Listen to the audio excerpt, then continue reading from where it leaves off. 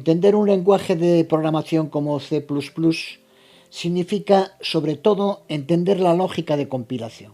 Lo vamos a ver en el caso concreto de las funciones virtuales, que no es también de las funciones en general. Ya sabemos desde comienzos del curso que los programas C++ se ejecutan siempre secuencialmente, comenzando en la parte superior de la función main. Cuando durante esa ejecución secuencial se encuentra una llamada a una función, ya hemos visto también en muchas ocasiones lo que ocurre. La ejecución secuencial en main se detiene y el punto de ejecución del programa salta al comienzo de la función que se está llamando. Lo que queremos ahora es ver de qué modo sabe la CPU a qué dirección concreta de la memoria debe saltar para ejecutar esa función.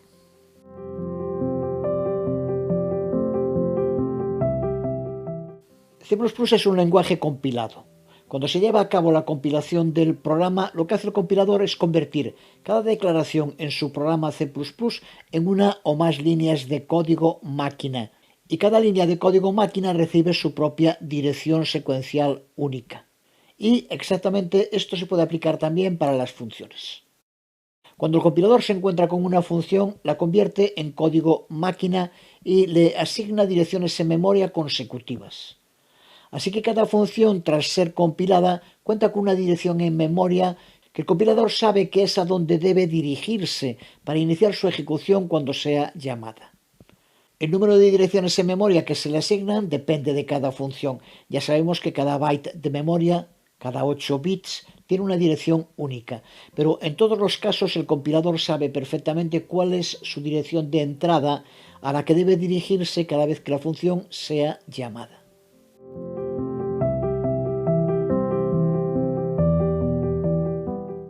Este proceso que convierte identificadores, como pueden ser nombres de variables o de funciones, en direcciones de memoria, es conocido como binding, enlazado o vinculación, una de las fases que forman parte del proceso de compilación. El compilador usa este modo tanto para variables como para funciones, pero ahora vamos a centrarnos en el enlazado de funciones. Y para entender su funcionamiento es importante empezar diferenciando entre dos tipos de enlazado, temprano o estático y tardío o dinámico. Entender bien el significado de los términos estático y dinámico en programación es clave para entender el flujo de cualquier programa.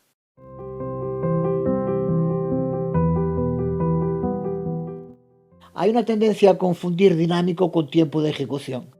Las partes del código dinámicas es cierto que solo pueden resolverse en tiempo de ejecución, lo que lleva en ocasiones a pensar que todo lo que se encuentra en main es código que se resuelve dinámicamente, lo que para nada es así.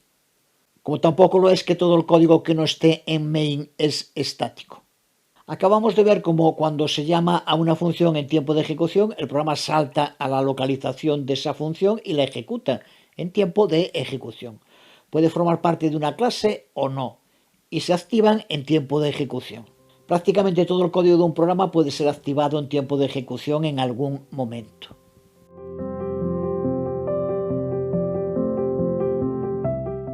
¿Cómo podemos entender entonces cuáles son las partes dinámicas de un código?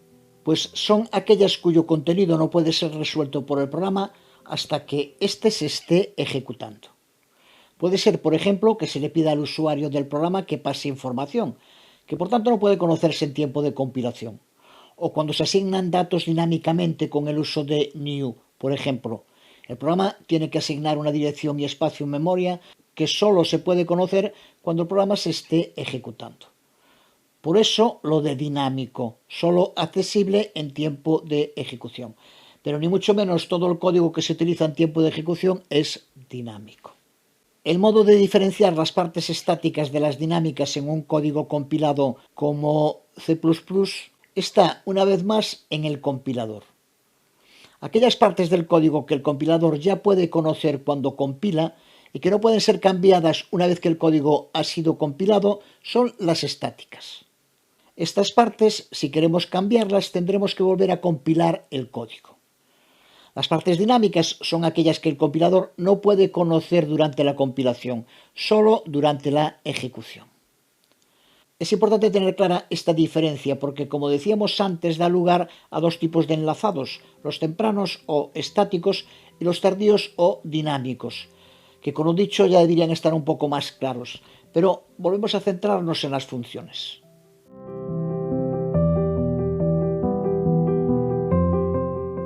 Cuando nos encontramos en nuestro código con una llamada a una función, la mayoría de las veces se trata de llamadas directas a funciones, estén en main o no, eso no es relevante. Llamada directa es justo eso, una instrucción que llama directamente a una función y que por tanto el compilador ya puede determinar de modo preciso en tiempo de compilación. Por ejemplo, en este sencillo programa, vemos que ya en tiempo de compilación toda la información que contiene es accesible y no hay modo de que vaya a ser modificada en tiempo de ejecución. Todo el contenido de este programa es estático, el de main incluido, y aquí esta llamada a imprimir valor es un buen ejemplo de una llamada directa a una función, a la que se le pasa como argumento el valor de 5, que el compilador ya conoce también en tiempo de compilación. El que esta llamada a la función sea directa permite que se pueda resolver mediante el proceso que se conoce como enlazado temprano, anticipado o estático. Estos enlazados tempranos significan que el compilador o el enlazador, que es una fase del proceso de compilación, pero siempre en tiempo de compilación ya puede asociar directamente el nombre de la función, aquí imprimir valor, con una dirección en memoria en código máquina. Es este el momento preciso en el que el compilador vincula o enlaza imprimir valor con una dirección única en memoria. A partir de ese momento, cuando el compilador o enlazador encuentra una llamada a la función, reemplaza esa llamada con una instrucción de código máquina que le dice a la CPU a qué dirección de memoria debe saltar para ejecutar la función.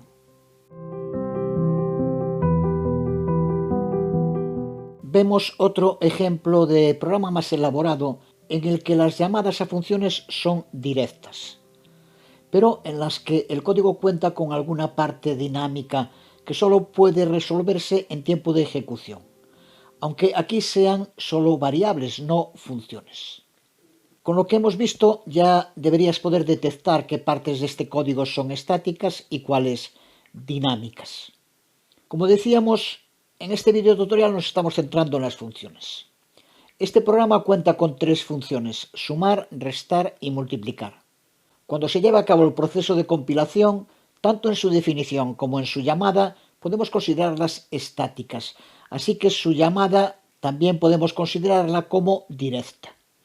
Eso significa que el compilador puede convertirlas en código máquina y asignarles una dirección en memoria a la que puede acceder la llamada directa a la función. Con las funciones sí, pero observa que las variables no son estáticas. El compilador no puede saber en tiempo de compilación los valores que se pasarán como argumentos. Cuando el programa se ejecute, se le pedirá al usuario que escriba cualquier valor int para las variables x e y un valor entre 0 y 2 para la variable op.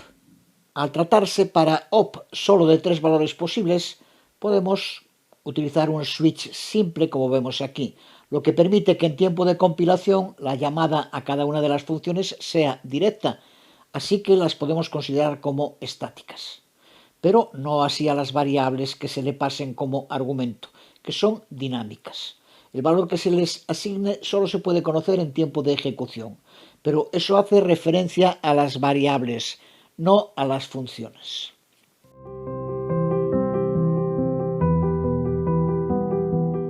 Pero veamos esta reescritura del programa calculadora con un enlazado de funciones de tipo tardío o dinámico, en el que no podemos usar llamadas directas a funciones, porque el compilador no puede saber qué función se va a llamar en tiempo de compilación. Para hacerlo vamos a utilizar un puntero de función que vimos en el videotutorial 115. Son punteros que ya sabemos que apuntan a una función en lugar de a una variable, pero siguen almacenando una dirección en memoria, y el tipo de ese puntero debe ser el mismo que el de la función a la que apunta, lo que significa que debe tener los mismos parámetros y el mismo tipo de retorno. Además, en el videotutorial 116 veíamos un ejemplo concreto del uso de punteros de función que pasábamos como parámetro de otra función, que es también un buen ejemplo de este tipo de enlazado tardío y dinámico, y que volveremos a ver al final de este video tutorial.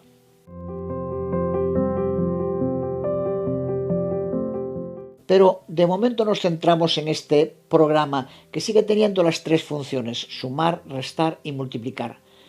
Y también, como antes, seguimos pidiéndole al usuario que nos pase valores para inicializar las variables x, y y op.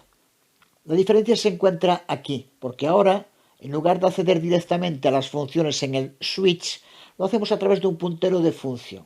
Aquí creamos el puntero de función, con su sintaxis tan C++, por decirlo así, bastante liosa.